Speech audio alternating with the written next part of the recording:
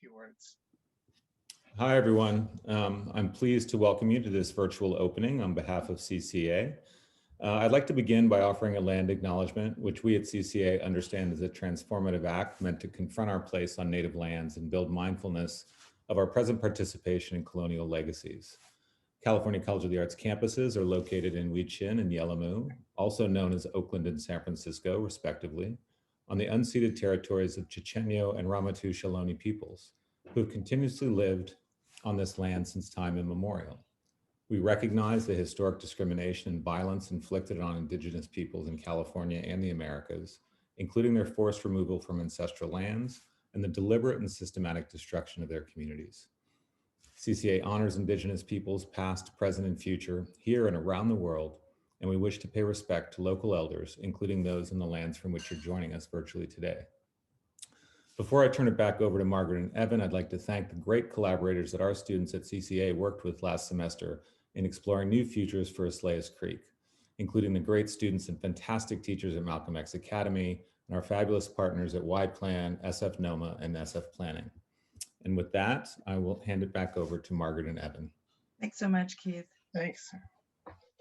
Yeah, so just a quick introduction. Margaret and I are co-directors and co-founders of the Architectural Ecologies Lab.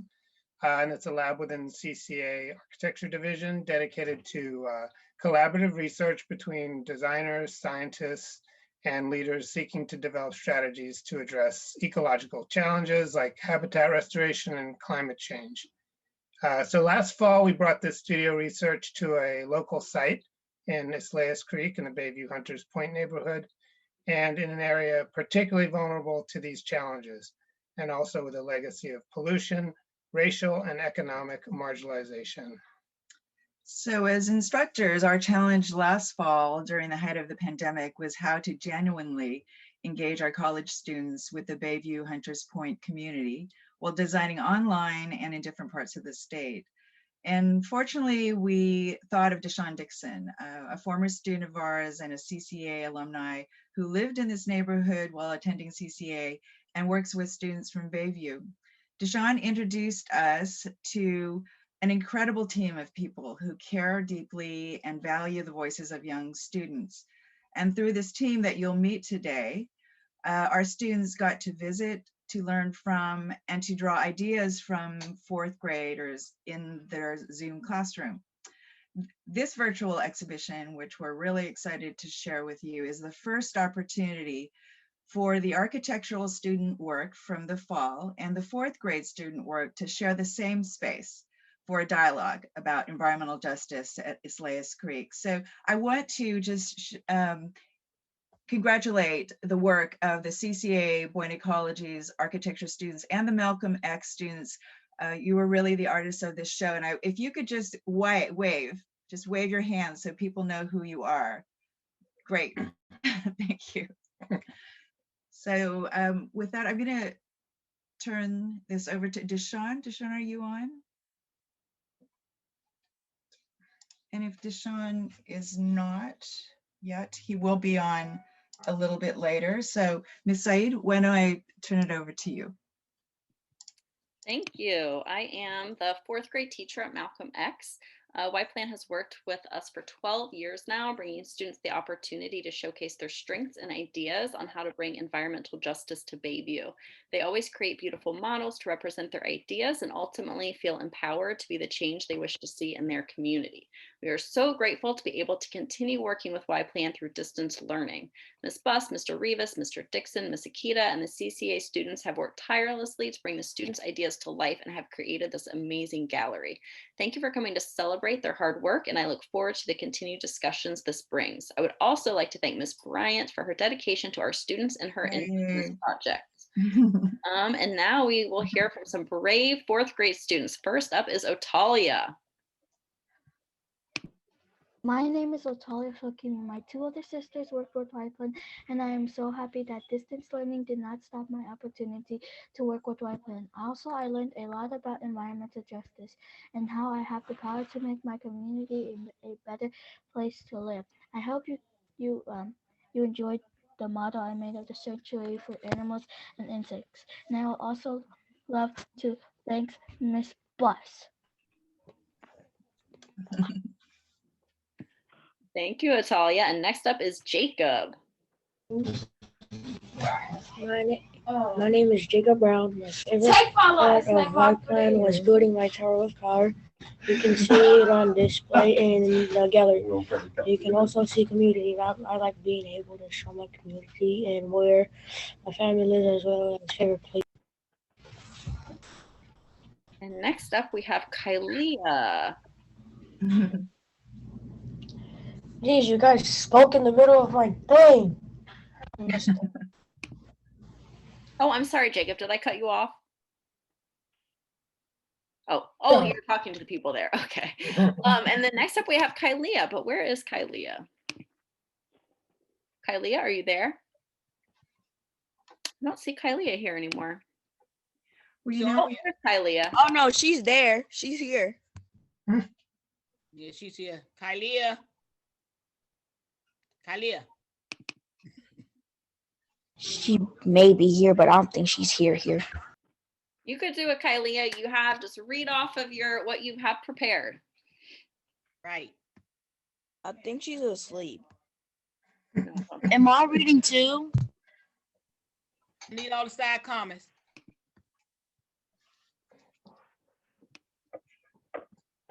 Oh, well, Kylia, hopefully you will come on and share, but she wanted to really thank the architecture students, and she was excited to be able to talk about how to help her community and how she wants to be an architect one day from the experience that she had working with the CCA students, and how much she appreciates them listening to her ideas and bringing them to life. wonderful. Thank you.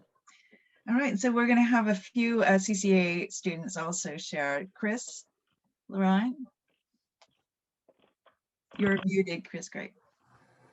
Hello, my name is Chris. I'm a recent graduate of CCA, and I was in the fall studio, and working with the kids and Deshawn and Julia, it was really engaging, really humbling, during this pandemic time. It taught me to think about the open space in the site and how children would use it instead of us designers. It was a really humbling and great experience to learn from them and to see from their perspective. Thanks, Chris. And Pietro? Yeah. Hi, everyone. I was also in the studio in the fall, and what really was wonderful to experience with the students was sort of that break from the sort of everyday studio work where we're trying to figure out architectural systems to getting to hear from the students directly and really be struck by their expertise and their ability to articulate the issues in their own community. And also just the sort of straightforward, the simplicity of, we can, why don't we do butterflies? Why don't you put some butterflies into this drawing and some, a park with swings or something? And it's just like, wow, that's so straightforward, and sometimes as students kind of working on these projects, we get a little bit bogged down in the trying to make things work, figuring out, it gets a little heavy. And the kids just really brought that lightness to it, and it was really brilliant. So I really thank them for that. Thank you, Pietro. Maria?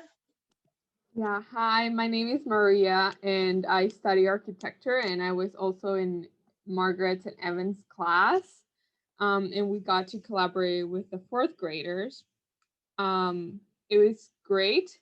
My classmates and I decided to ask them what they would do if their neighbor in their neighborhood Hunters Point, if they had magic powers and if they were like superheroes.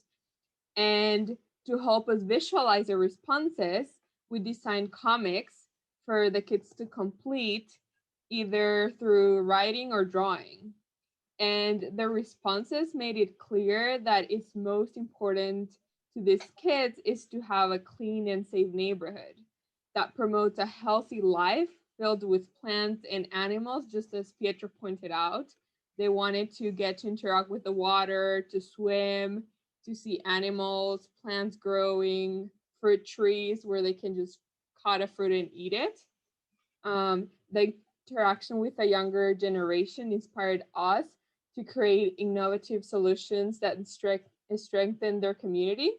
We decided to use architecture as a tool to enrich their environment, but also to give them hope and be the architects that bring their ideas into paper. It motivated us to design and create healthier and thriving neighborhoods.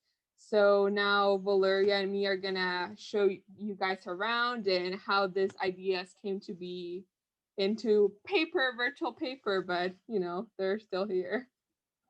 Great.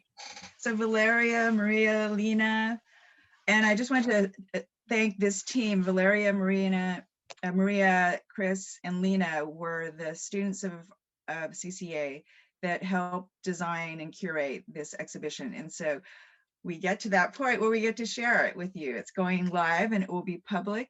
And you can always find the link to, because it hasn't been shared until right now, you can always find that link at the Architecture Ecologies website on the event page. So the exhibit will be up for 2 months. And so you can take it away, Valeria. It's also in the chat. And it's also the link is in the chat. Yes, great, thank you. I'm gonna share my screen. So if you click the link, it should take you to the exhibit and— So we can't see, the screen isn't shared. Okay, there you go. Yeah, I'm about to. And this is the first thing that you should see. And it'll give you the option of either exploring it or taking the guided tour. And so you can enter the exhibit, and for navigation, you can click here to propel yourself forward, or you can click the mouse and move it around to rotate the view. You can also click on the work to zoom in and give more information about who the person is, who the creator was here. And then you can zoom out by just pushing the key on your mouse. And so how the exhibit is organized, it has 3 rooms. The first room is the blue room. It is the clean air and water. The interior walls, they talk about Islais Creek, the history and the research. There are a few videos here that are very impactful.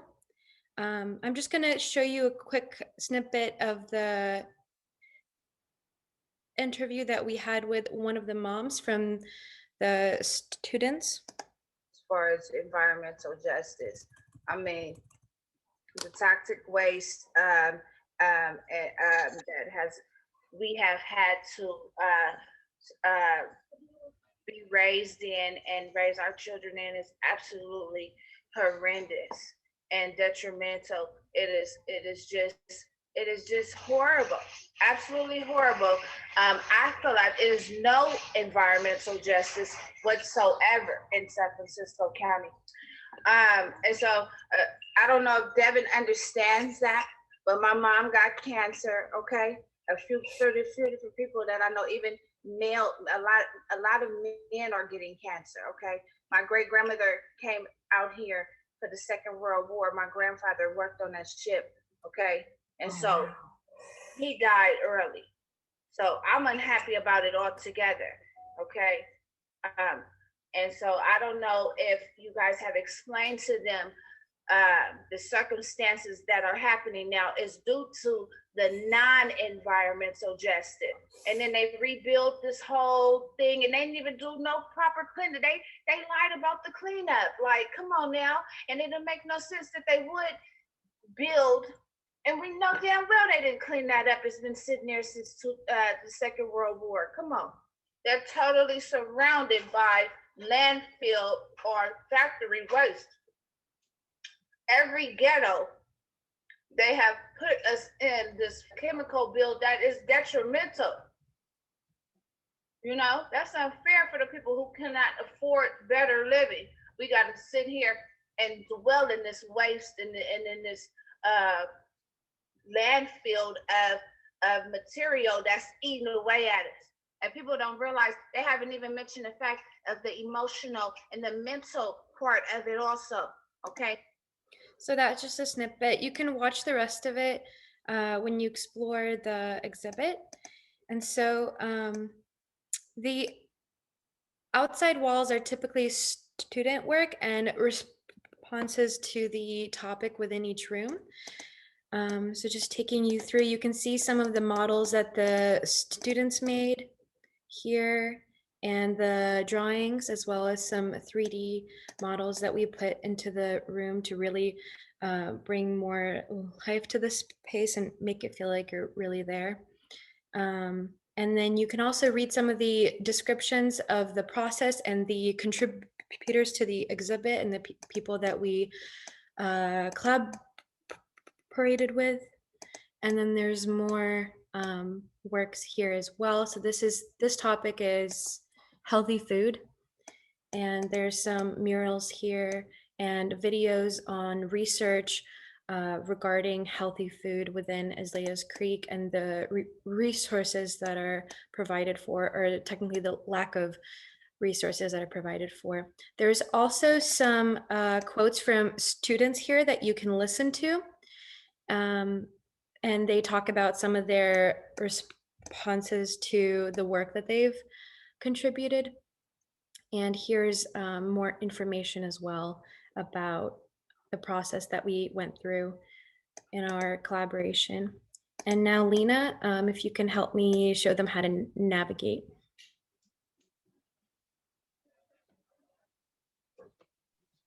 You're Lena, muted. you're on. Sorry. So after you walk through the entire exhibit, you can approach this image here. And if you click on the image, it'll just give you instructions on how to access our mural board, which is an interactive website where you can leave comments. So first you'll click on the artwork itself and then the eye in the top corner of your page. And then if you follow that link, it'll lead you to that mural page. And then here, once you access the mural, there's a tab on the side that you can open. And then you can just leave sticky notes or text boxes. There's also icons or images all within those tabs. And then you can just leave a comment about how you like the exhibit. There's some prompts that you can answer, or you can just leave a comment anywhere that you find space.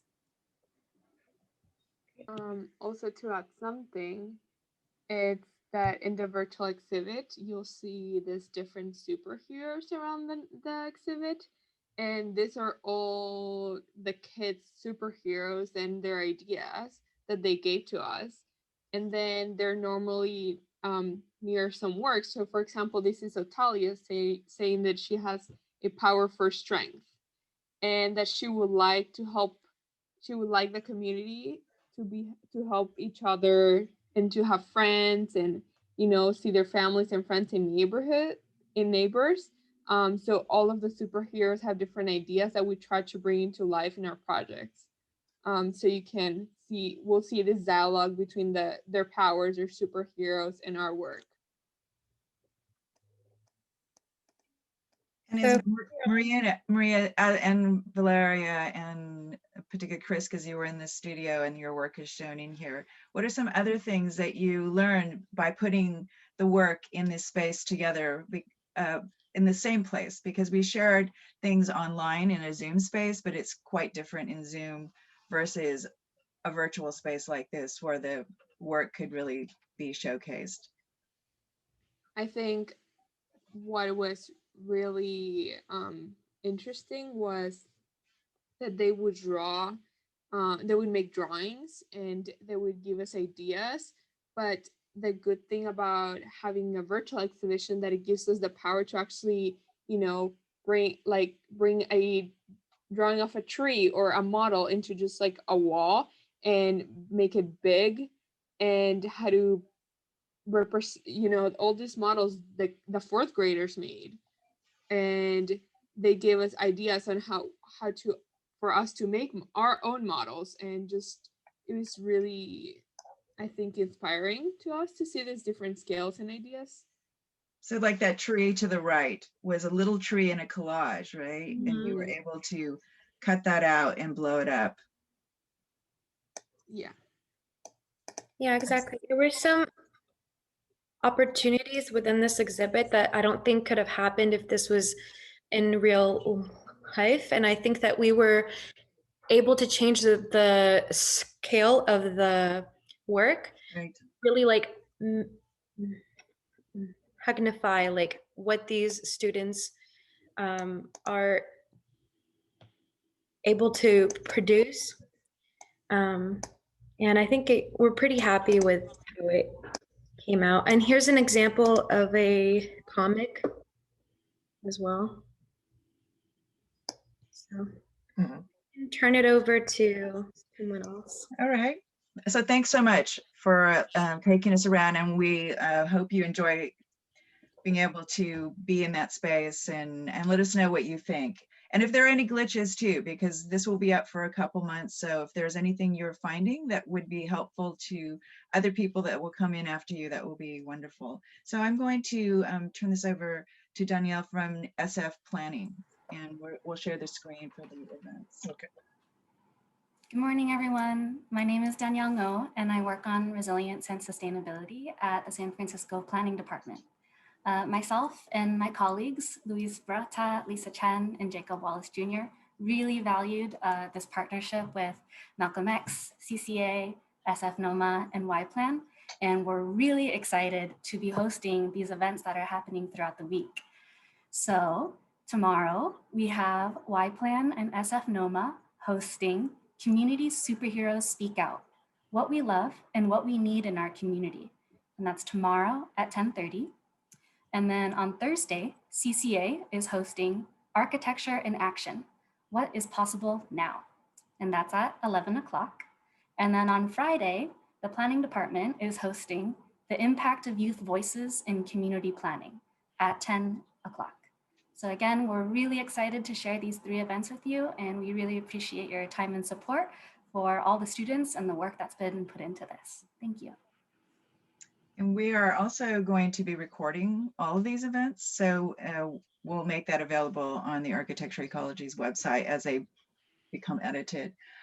So now I'm going to turn it over to Cheryl, really the director of this whole enterprise. She is the glue that keeps us together and really created such a wonderful atmosphere to work with us last fall. So thank you, Cheryl. Well, thank you. And thank you everyone for being here and supporting these young students. It just means so much to all of us to see all this adult support for our young leaders who are growing and developing today, right before your very eyes, under formidable conditions. On behalf of Y-Plan, the University of California, Berkeley, I want to celebrate all these partners who came together. It's very unique to have the public school system, San Francisco public school system, 2 institutions of higher education, CCA and UC Berkeley, and the planning department, the San Francisco amazing planning department, which has some incredible people. You know, sometimes planning has a bad name. I'll tell you, meet all these people and you will completely change any stereotype you might have of a planning department. We all came together in a digital environment under formidable conditions and to support these future leaders. And it was just a stunning collaboration. Every partner came to the table and shared their expertise, their hearts with each other. The 4th grade students spoke deeply about their everyday lives.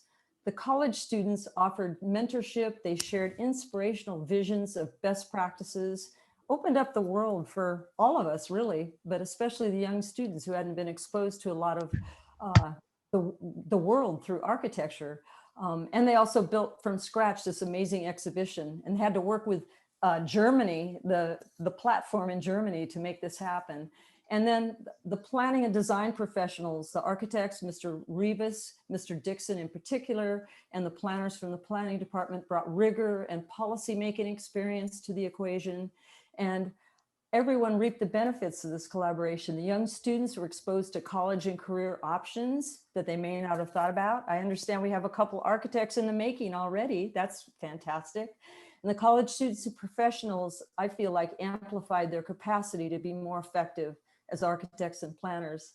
And the young fourth graders, my hat is off to all of you for showing up, speaking up, showing your faces, making your voices be heard and respected. It's a huge challenge. As you all can see, some of the students are in hubs right now where there's all this action behind them, or with their families, being locked down.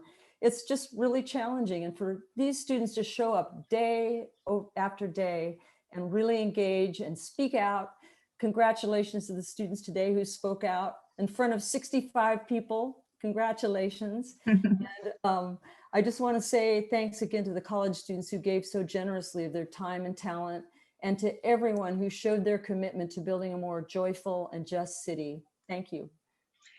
Thanks, Cheryl. And before we go on to Prescott, I'm going to Deshawn's here. Deshawn, I just want you to introduce yourself and say a few words. I'm here. I was driving. Yeah, driving. Say hi. Do too much. Hi, guys. Hi, everybody. This is just a great opportunity, a great time. Everything came together. It was really, really easy to work with these college students and the fourth graders. I'm just truly impressed that they came together and made it so smooth. So this is just, the apple, the frosting on the top to get to see how it all came together. Thanks so much, Deshawn. Deshawn, you were the link to this group for us.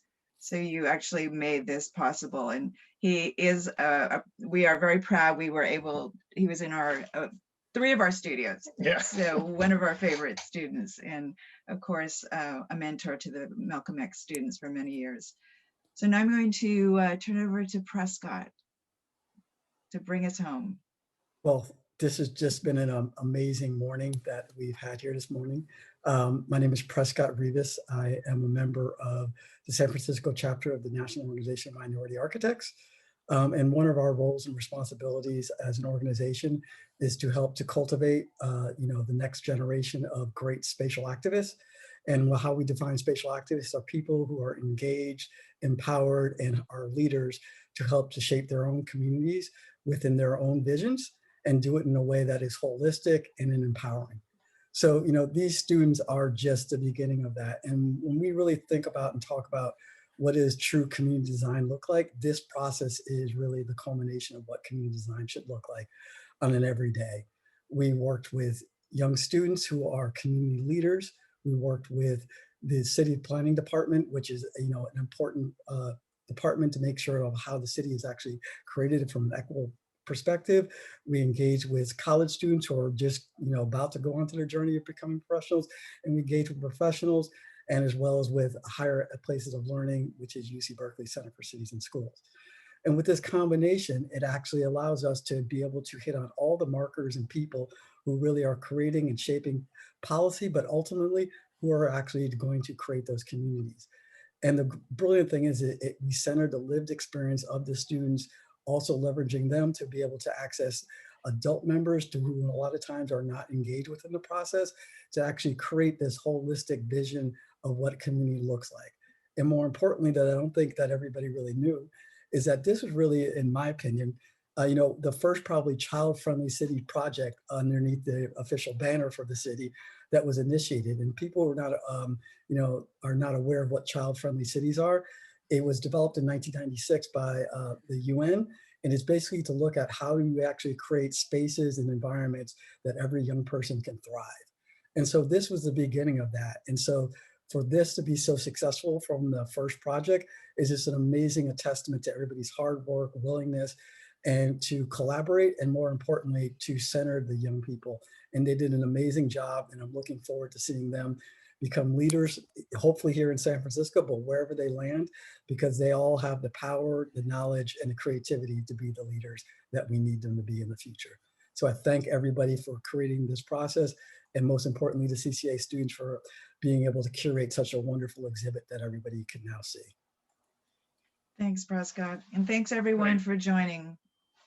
Appreciate it. Thank you, Malcolm X students. Thank CCA students. Please visit the exhibition. It's live now. Thank you.